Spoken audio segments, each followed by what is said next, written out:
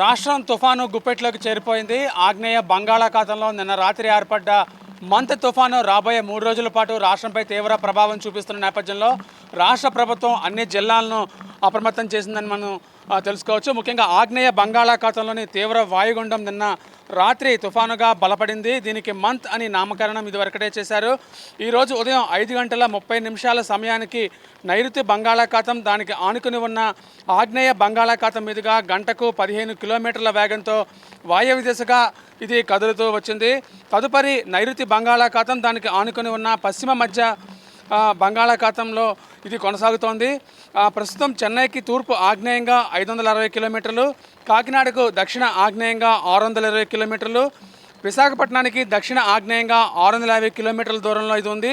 అలాగే ఒరిస్సాలోని గోపాల్పూర్కు దక్షిణంగా 790 కిలోమీటర్ల దూరంలో, అలాగే పోర్ట్ బ్లెయిర్కు పశ్చిమంగా 810 కిలోమీటర్ల దూరంలో ఇది కేంద్రీకృతమైనట్లుగా భారత వాతావరణ శాఖ తెలియజేసింది.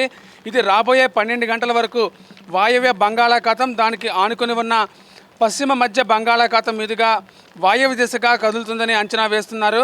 తదుపరి 12 గంటల తర్వాత ఇది ముందుకు కదులుతూ తీవ్ర తుఫానుగా ఈ నెల 28 అంటే రేపు ఉదయానికి బలపడుతుందని చెప్పి హెచ్చరిస్తున్నారు.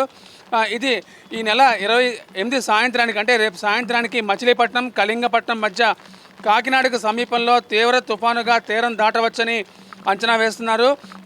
ఆ సమయంలో గంటకు 90 నుంచి 100 కిలోమీటర్ల దూరంగా గంటకు 90 నుంచి 100 కిలోమీటర్ల వేగంతో గరిష్టంగా 110 కిలోమీటర్ల వేగంతో గాలులు వేస్తాయని చెప్పి హెచ్చరిస్తున్నారు. దీని ప్రభావంతో కోస్తాంధ్ర తీరంలో భారీ నుంచి అతి భారీ వర్షాలు రాబోయే 3 రోజుల పాటు కొనసాగుతాయని హెచ్చరిస్తున్న పరిస్థితి ఉంది.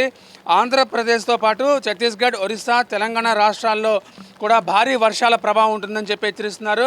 ముఖ్యంగా రాష్ట్రంలోని రెడ్ జోన్ అలాగే ఆరెంజ్, ఎల్లో జోన్ల కింద విభజించడం జరిగింది. ఆయా జిల్లాల్లో ప్రత్యేకమైన శ్రద్ధ అనేది కనిపిస్తున్న పరిస్థితి ఉంది. ముఖ్యంగా ఆయా జిల్లాల్లో మనకు చూసినట్లయితే తీవ్ర తుఫాను అలాగే భారీ వర్షాలు కూడా కురుస్తాయని చెప్పి హెచ్చరిస్తున్న పరిస్థితి ఉంది. ముఖ్యంగా ఏదైతే ఆయా జిల్లాల్లో జిల్లా యంత్రాంగాన్ని పూర్తిగా అప్రమత్తం చేసిన పరిస్థితి ఉంది.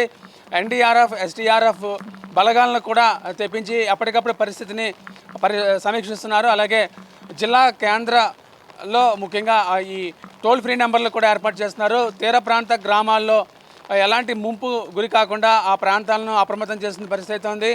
మత్స్యకారులు సముద్రంలో చేపల వేటకు వెళ్లొద్దని కూడా హెచ్చరికలు జారీ చేస్తున్న పరిస్థితి ఉంది.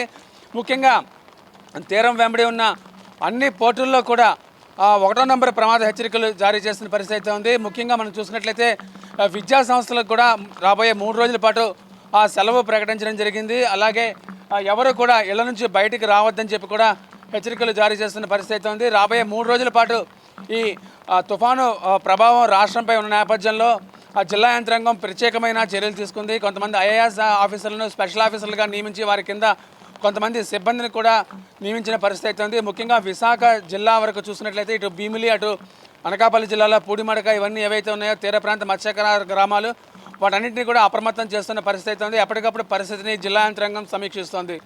Out to studio.